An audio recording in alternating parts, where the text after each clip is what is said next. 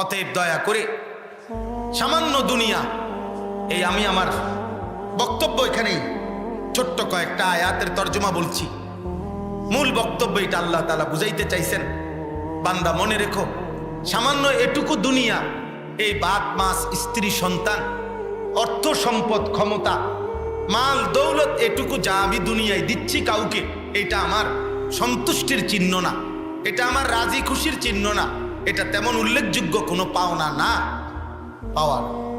এই দেখেন কি বলে শুনে নেবেন। 18 নম্বর পারা 23 নম্বর সূরা, সূরায়ে মুমিনুন। এই সূরার 8টা আয়াত আমি তেলাওয়াত করেছি, এবার শুধু তরজমা বললে আমার কথা শেষ। আল্লাহ তাআলা বলেন, আয়াহসাবুনা আন্নামা নুমিদ্দুহুম বিহি মিন মালিন ওয়া বানিন। আল্লাহ তাআলা বলেন, আমার বান্দারা মনে করে, কিছু লোক ভাবে আমি যে তাদেরকে সম্পদ এবং সন্তানাদি দুনিয়াবি অর্থবিত্ত মাল সম্পদ জিফুত নাতি নাতনি গড় সংসার বাজার ব্যবসা ক্ষেত খামার ফুল ফল ফসল জমি জমা চাকরি ব্যবসা দুনিয়াবি ক্ষমতা প্রভাব প্রতিপত্তি এই যা কিছু দিচ্ছি এটুকু পেয়ে আমি যে দিলাম, এ কারণে তারা ভাবতেছে নুসারিউ লাহুম ফিল খায়রাত, আমি তাদেরকে কল্যাণের উপরে রেখেছি, আমি তাদের উপরে সন্তুষ্ট হয়ে গেছি। বাল লা ইয়াশউরুন, আল্লাহ বলে আসলে তারা সঠিক বিষয়টা বুঝে নাই, আসলে তারা বুঝে নাই, আসলে তারা বুঝে নাই।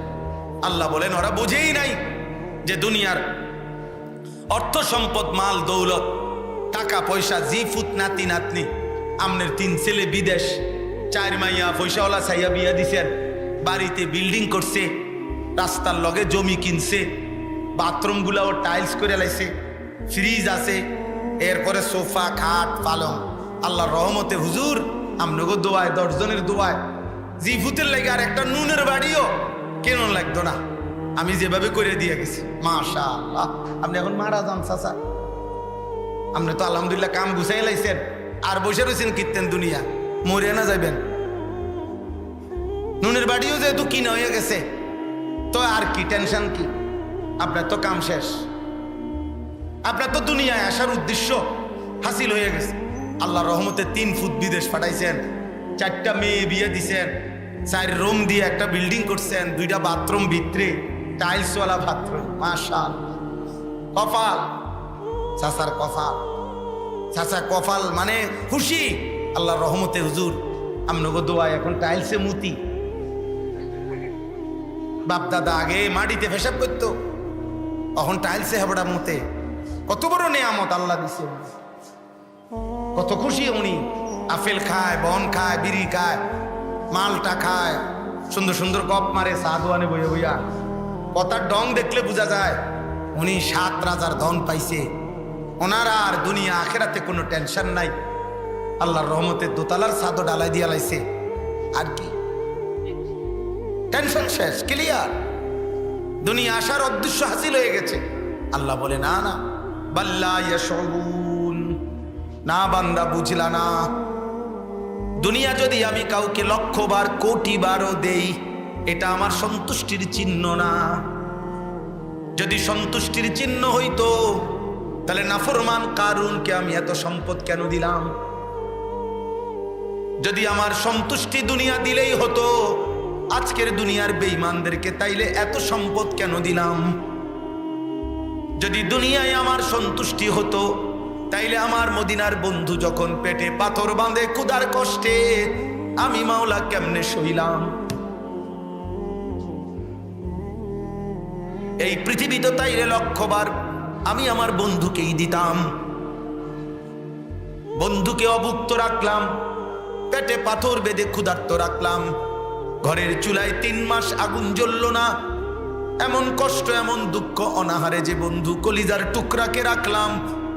তারপরেও কি বাদ বুঝলা না বান্দা যে দুনিয়া আমি আল্লাহর পছন্দের আর মহব্বতের না? আল্লাহর নবী বলেন, উম্মত, একটা কান কাটা মরা ছাগলের যেমন কোনো মূল্য নাই, আল্লাহর কাছে দুনিয়াটার ওই পরিমাণ কোনো মূল্য নাই। নবীজি বলছেন, উম্মত, একটা মাছির ডানা পরিমাণ মূল্য যদি দুনিয়ার আল্লাহর কাছে থাকতো, তাইলে আল্লাহর এই দুনিয়ায় একটা বেঈমান নাফরমান এক ঢোক নাফরমানি করে পানিও পান করতে পারতো না। আল্লাহর নবী বলছেন আদ-দুনিয়া মালউনা ওয়া মালউনুন মা ফিহা। উম্মত মনে রাখবা, গোটা দুনিয়া অভিশপ্ত। দুনিয়ার যা কিছু আছে সব অভিশপ্ত, কেবল 4টি জিনিস ব্যতীত। 1 নাম্বার জিক্রুল্লাহ, দুনিয়ার মধ্যে যে আল্লাহর জিকির করে সেটা দামি। ওমা ওয়ালাহু, যত আমল যত ইবাদত আল্লাহর বন্ধু বানায়, সমস্ত নেক আমল দুনিয়াতে প্রশংসিত। আলিমুন, আলেমে দিন দুনিয়াতে প্রশংসিত। মুতাআল্লিমুন, তালিবে ইলম, কোরআন সুন্নাহর ইলম অর্জনকারী দুনিয়াতে প্রশংসিত। সুবহান। বাকিটা দুনিয়া মালউন, অভিশপ্ত। বাকি দুনিয়া 1000 বার পাইলেও কোনো লাভ নাই, কিন্তু দুনিয়ায় থাইকা যদি আল্লাহর জিকির করা যায় তাইলে প্রশংসিত, ইবাদত করা যায় তাইলে প্রশংসিত, ইলম অর্জন যদি করা যায় তাইলেই প্রশংসিত। নবীজি বলছেন সাল্লাল্লাহু আলাইহি ওয়াসাল্লাম, আমনের যদি নবীজির কথা বুঝে না ধরে তা আমনে টেলিভিশনের কথা ধরেন, বাকি আমার বুঝে ধরছে যে নবীর কথা ঠিক। আমার শায়েখ আল্লামা মুফতি মুশতাকুর নবী কাসেমি এই হুজুর এটা অনেক সময় মহব্বত করে বলে যে গোটা দুনিয়ারে বলছি, এবার যদি কেউ আল্লাহর জিকির না করে তো আমি মুশতাকুর নবী একাই করব। আমি বুঝছি জিকিরে মজা আছে, আমি বুঝছি জিকিরে ইজ্জত আছে, আমি বুঝছি জিকিরের মধ্যে রিজিকের প্রশস্ততা আছে, আমি বুঝছি জিকিরের মধ্যে হৃদয়ের প্রশান্তি আছে।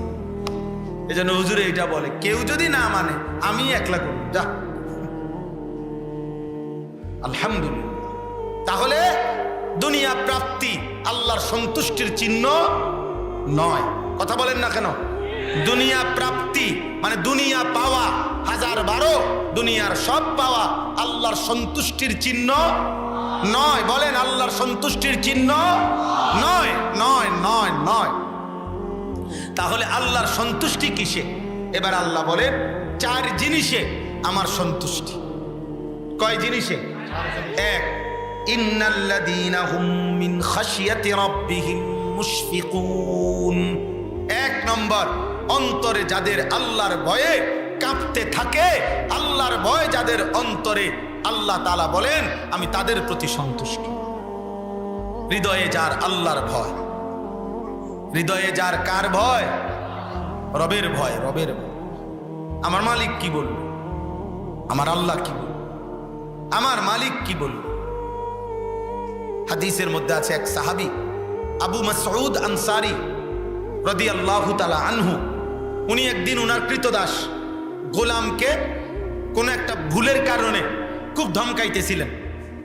তো ধমকাইতে গিয়া উনি, ভুলটা তো মারাত্মক না অথচ ধমকাইতেছিলেন খুব বেশি, নবীজি এটা খেয়াল করছেন।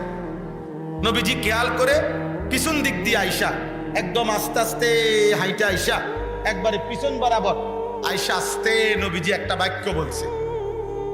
নবীজি বলছে লাল্লাহু আশাদ্দু আলাইকা মিন আন ইয়াকদিরা আলাইহি। এই কৃতদাস, এই গোলামের উপরে তুমি যে পরিমাণ ক্ষমতা রাখো, তোমার মহান আল্লাহ তোমার উপরে তার চাইতে বেশি ক্ষমতা রাখে। আজ তুমি তার একটা অপরাধে এভাবে শাসাচ্ছ, এতক্ষণ তোমার হাজারো কোটি গুনাহের কারণে আল্লাহ তোমাকে তাহলে কি পরিমাণ শাসাবে, কি পরিমাণ দমকাবে। ফালতাফাতা, সাহাবী তখন পিছন দিকে ফিরে তাকায়া দেখছে ফাইজা রাসূলুল্লাহ সাল্লাল্লাহু আলাইহি সাল্লাম, হঠাৎ তাকিয়েই দেখে নবীজি দাঁড়িয়ে, এবং উনি বুঝছে এটা নবীজি বলছেন। সাথে সাথে তিনি বললেন আল্লাহি ইন্নাহু হুররুন ইয়া রাসূলুল্লাহ, আল্লাহর কসম নবী আমি আমার এই গোলাম আজাদ করে দিলাম। নবীজি বললেন যদি এটা না করতা তাহলে জাহান্নামের আগুন তোমাকে ধরে ফেলছিল। লাউ লাম তাফআল হাযা লালাফাহাতকান নার, তাহলে আগুন ধরে ফেলছিল তোমার। আল্লাহ অনেক ক্ষমতাবান, আল্লাহ অনেক ক্ষমতাবান। দোস্ত, দুনিয়া একটু ছাড় দিছে, আল্লাহ তাআলার ভয় হৃদয়ে থাকা, ওনার কলিজার মধ্যে তৎক্ষণাৎ আল্লাহর ভয় তৈরি হয়েছে, সাথে সাথে গোলাম আজাদ। আপনারা অনেকেই বয়স্ক বাবারা তো জানেন